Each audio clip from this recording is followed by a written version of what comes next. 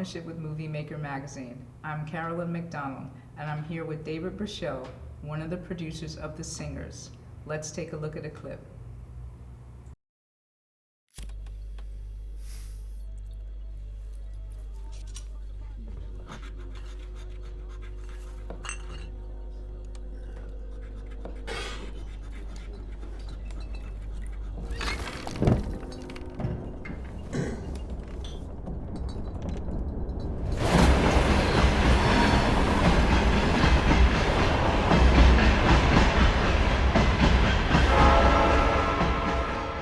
David, welcome. Yeah, thanks for having me. So I want to hear, how did you get involved in this really wonderfully, I was so moved by it, so many talented things that happened during the course of this short film.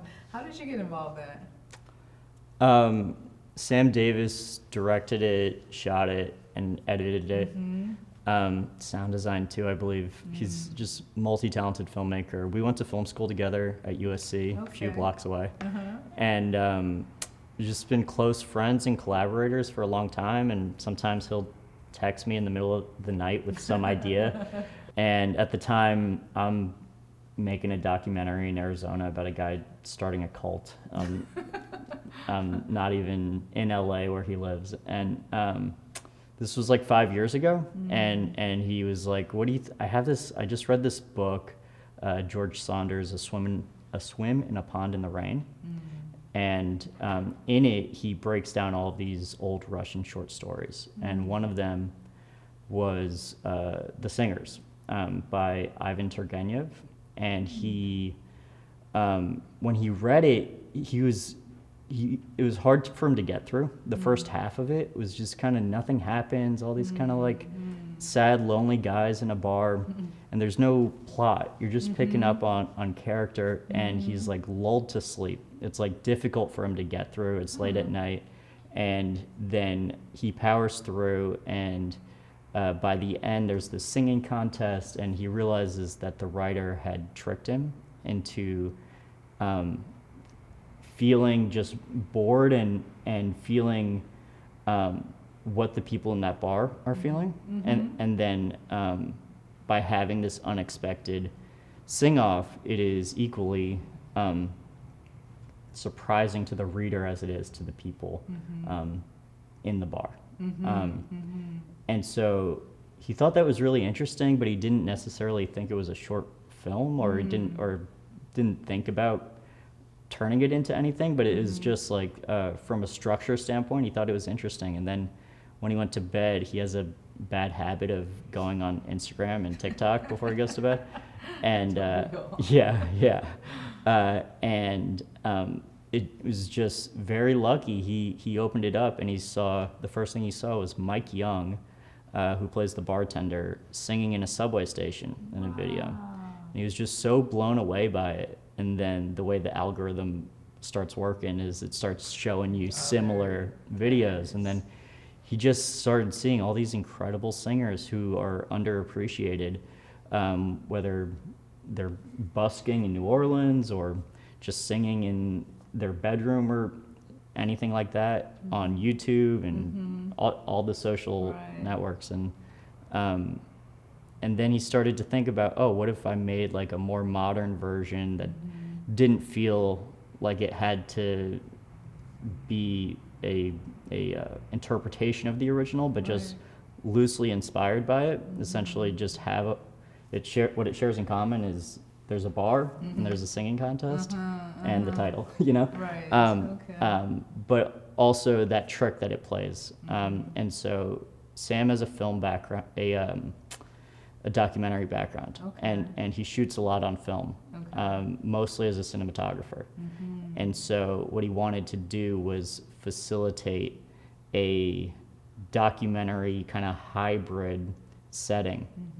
And so essentially when I get that text, he says, I want to make a short film inspired by an 1850 short story, shot on film with all first-time actors, and I want to do it with no script.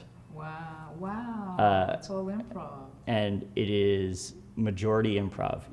We had a rough outline, and we knew that where we needed to start with a bunch of men who were unable to express themselves, and then a singing contest would break out. We didn't know how we'd get there. We had some ideas, but once they expressed themselves, they would be in a very different place. And outside of that, we wanted to create room for the unexpected and authentic performances, and everyone in it is playing themselves, and we couldn't have written the things that they said.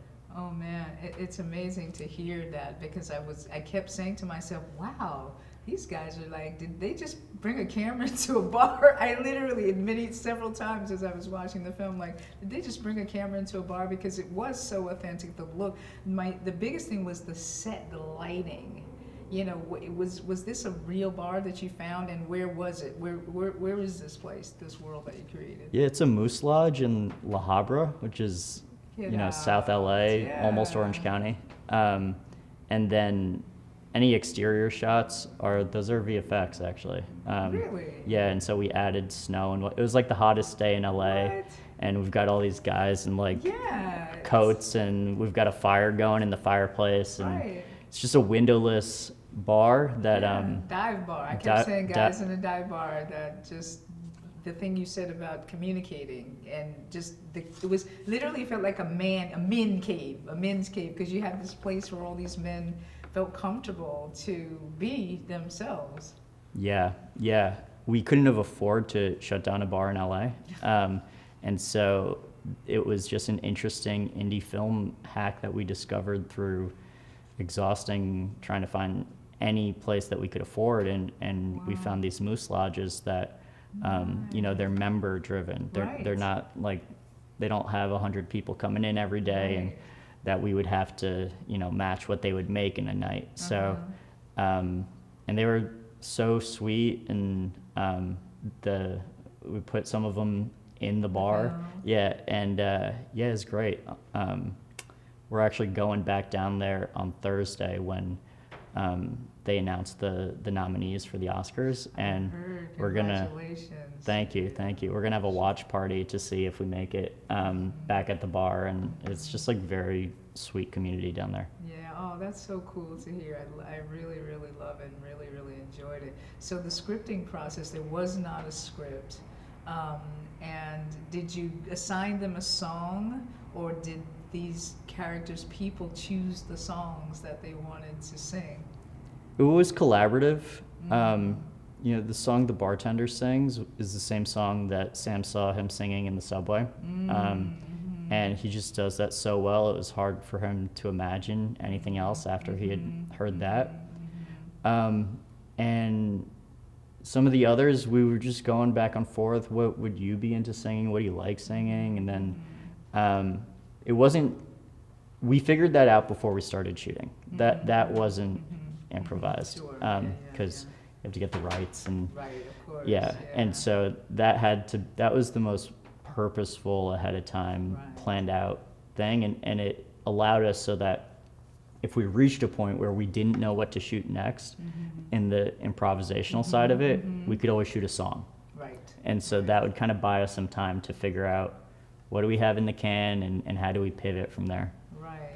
Yeah, it's incredible performances, just totally incredible. My personal favorite was the Unchained Melody, because I'm a big fan of that song. So that rendition was just, all of them were heart-wrenching. All of them were just almost like, it's like a Greek, not tragedy, tragic comedy, the contest, $100 and beers, spoiler alert, I don't want to spoil it, but they don't know the end. No people know the end. So you got to see it. They got to see the film now.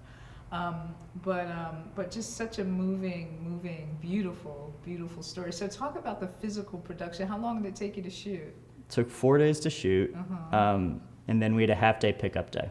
Okay. Just given the way we shot it, inherently there were gaps that didn't make sense, and so once we had a rough cut, we went back and shot half a day with a few of the guys. But yeah, 4 days.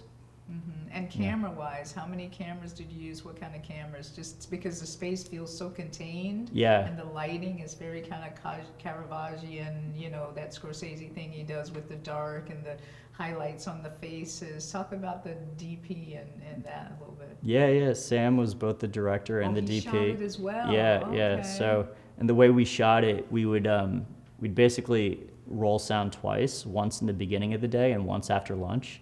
And so sound was always rolling, but we wouldn't slate or call action. And so, because we didn't want to, based off of Sam's documentary background, it can take people out of it. All of a sudden, they're very aware there's a camera on them, and they start acting differently. Sure. And so the way we shot it, two of them might be, they know one camera, and shot on 35 millimeter film, and they might know the camera's on them because it's very purposefully lit, and it's a huge camera. They can see that it's there, but they might be given direction. Okay, talk to him about your military service, and they might be doing that for an hour, and Sam is listening and is very present, and then once they've completely forgotten that we're making a movie and they're in it, he'll start rolling. But nobody knows he's rolling outside of the crew is watching him with his finger on the button to see when he's doing it. Wow. So that was how we did that. Yeah. Wow. What an amazing way to make a film. Really, really an amazing way to make a film. It was an experiment. Yeah. We just took a lot of risks, and we knew that it would end up being unique, you know, and we were hoping it would work, but we knew it would be unique. Yeah. Right. Do you know if Sam is going to continue this kind of process? I mean, it reminds me of, God, he won the Oscar last year. What's his name? Sean Baker. Yeah. Sean Baker does a lot of improv in his films. Is Sam going to follow this process again, you think? Yeah, there are a few filmmakers that Chloe Zhao does the same thing, and there's a few filmmakers he's inspired by who kind of pull from that kind of style. And so this film, a lot of people have asked if it's a lot of the time short films are proof of concepts for features, and this is more proof of concept for a style of filmmaking. Nice. I think it's just a short film. We don't really see it as being a feature or anything else. It's more of like a poem than a story, and but it is a proof of concept for the style of filmmaking. And so he loves the world that we were able to build, and it thinks it kind of proves the model of being able to, in the future, when it's so hard to get the financing together to make anything, and especially when you're going and you're saying, I don't have a script, and all the actors are first-time actors, it helps a lot to be able to show it's worked before.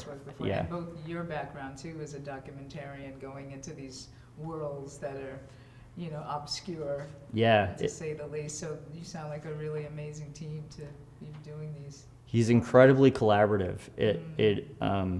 It really felt like a team effort, even down to where people sit determined a lot of what would happen. That was like that first decision that had to be made, determined the conversations that would happen. And so I remember on the first day, the set photographer came over to me, and she was like, you know, this guy and that guy, they're both veterans and from different generations, and they both seem like they really want to talk about that. Maybe you should sit them together. And we hadn't sat anyone down yet, and I was like, yeah, let me tell Sam. And I went over to Sam. He's like, let's do it. And then it was just kind of like that. So like everyone on the crew was a part of a team in that way, and it was collaborative like that. Yeah. Fantastic. I could sit here with you all day. I know we don't have time to have 100 other questions. So tell us how we can follow you in the film and find out what else you're going to be working on in this process. Yeah, so the film on Instagram is The Singer's Film, and just got announced 2 days ago that we got picked up by Netflix. Right on. So congratulations again. yeah, And thank the you. short list for the Oscar, you guys are rolling. Right Yeah, so on. people will be able to see it soon, which is great. You know, Awesome. you don't make short films obviously to make a bunch of money, and so all you want is for people to see it. So Right. there's no better place for that than ending up on Netflix. So Right we're on. so excited for that. Right, you Yeah, should be. I'm excited for you. I'm excited for you. So thank you so much for coming in to Thank talk you. to us about the film. It's really fantastic, and I'm crossing my fingers and praying for the Oscar because it's really beautiful. Thank you so much.